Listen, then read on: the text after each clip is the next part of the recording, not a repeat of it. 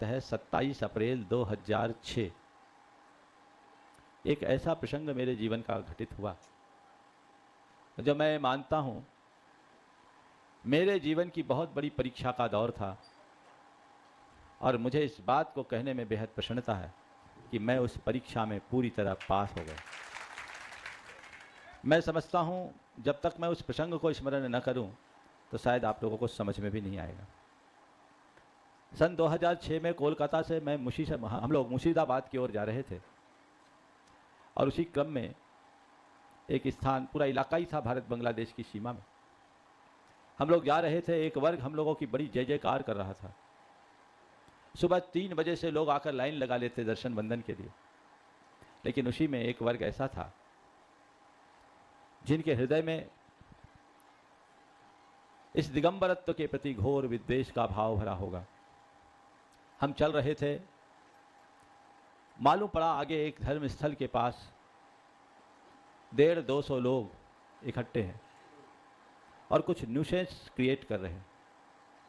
मुझ तक लोगों ने सूचना दी। यद्यपि कोलकाता की जैन समाज बहुत उत्साह के साथ विहार करा रही थी और सुरक्षा की पूर्ण व्यवस्था थी, पुलिस भी थी, फोर्स भी थी। मुझसे जब कहा कि 150-200 लोग हैं, मैंने सबसे कहा कि चलो हम लोग आगे चलते हैं, हमें किसी प्रकार का प्रतिवाद नहीं करना, आगे बढ़े।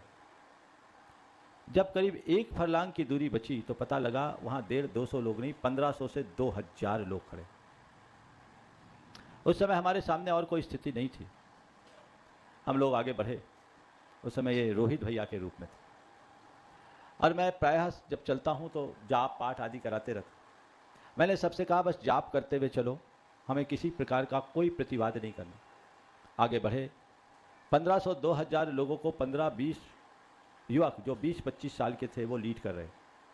पूरा रास्ता ब्लॉक कर लिया, पर पता नहीं गुरुदेव का कैसा आशीर्वाद रहा, उन लोगों ने रास्ता छोड़ दिया। हम लोग आगे बढ़े। इसी बीच सामने से एक बस आ गई। लोगों ने बस को आड़े करवा लिया और रास्ता पूरा ब्लॉक हो गया। लोगों के हाथ में घातक अस्त्र थे। ये तो आप सबका पुण्य है कि आज मैं आप सबके बीच हूं, नहीं तो मेरी बोटियां उस दिन उधड़ जाती। हमारे साथ जितने लोग थे उन सबके साथ उनने मारपीट की। मुझे उस समय मेरे साथ करीब 60-70 लोग थे, कोलकाता के और मुर्शिदाबाद के, और महिलाओं की दाद देनी होगी, उनने मुझे घेर लिया 3 घेरे में, पुरुषों के बाद महिलाओं का घेर। मैं अंदर से सुरक्षित था, लेकिन वो लोग बड़े प्रचंड रूप में थे। हमारे बीच के लोग कुछ समझाने की कोशिश कर रहे थे, लेकिन एक मॉब था। इसी बीच रास्ता बना। मैं देख रहा हूं मेरे मन में न भय हुआ न क्षोभ। मेरे मन में केवल एक ही विचार आया कि यदि इस काया का अंत इसके हाथ आज होना है तो होगा, पर मेरा तो कुछ होने वाला नहीं। मेरा एक प्रदेश भी इधर से उधर नहीं होगा। जो हो रहा है मुझे केवल जानना और देखना है। मेरे मानस में आचार्य कुंद की एक गाथा बार बार उभर रही थी। छिज्जदुआ भिज्जदुआ निज्जदुआ अहो जादु विपलयम जम्हा तम्हा गच्छदु तहा बिना परिग्रहो मच्छ। मैं बस जान रहा था, देख रहा था, मेरे चेहरे पर सहज मुस्कान थी। इसी बीच लोगों ने रास्ता बनाया, और ये और एक इनके साथ एक युवक था जीतू, दोनों ने मुझे पकड़ करके दौड़ लगा दी। लगभग 400 मीटर ये लोग दौड़ लगाए। इस बीच किसी ने एक पट्टे से मुझे मारा और एक पत्थर मेरे सिर पर पड़ा, सिर फूट गया। मैंने हाथ लगाया, खून की धारा। उसी स्थिति में 4.5 किलोमीटर तक चलना और शेष था।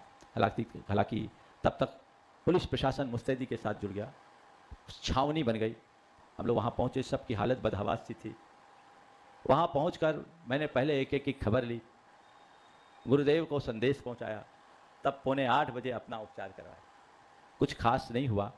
डॉक्टरों के अनुसार 3 टाँके लगने थे, मैंने कोई टाँका नहीं लगाया, लेकिन ठीक हो गया। और उस दिन मेरी जान बची। उस जान बचाने में इनका महत्वपूर्ण श्रेय। अगर ये लोग दौड़ नहीं लगाए होते, मुझे उठाकर कहाँ से इनमें ताकत आ गई, हनुमान की तरह भागे। घटना घटी। उसके बाद बहुत सारी बातें हुई, प्रशासन ने अपनी कार्यवाही की, बहुत लोगों की गिरफ्तारियां हुई, और उसके बाद उसके कुछ परिणाम भी आए। लेकिन कुल मिलाकर जब मैंने गुरुदेव को ये संदेश दिया तो गुरुदेव ने पहले तो सारा हाल साल समाचार पूछा, आशीर्वाद दिया, बोहरी बंद में थे। फिर बाद में एक सवाल किया, डर और गुस्सा तो नहीं आया? मैंने कहा नहीं। कहा तुम पास हो गए। और उसके बाद रास्ते में पत्रकार आ गए, महाराज याद दिला रहे हैं, खून बह रहा था। हाँ, वो पत्रकार आए, मुझसे बाइट ले रहे थे, आप क्या कहना चाहेंगे? मैंने कहा मैं कुछ नहीं कहना चाहूँगा, ये सब खबरें मत फैलाओ, इससे क्षोभ बढ़ता है। मुझसे पूछा क्या आप उन्हें क्षमा कर देंगे? मैंने कहा मैंने क्षमा कर दिया। और ये मैसेज पूरे बंगाल में फैला था। तो ये चीज़ें जीवन में घटती है, कब किसके जीवन में क्या प्रसंग घट जाए कहा नहीं जा सकता।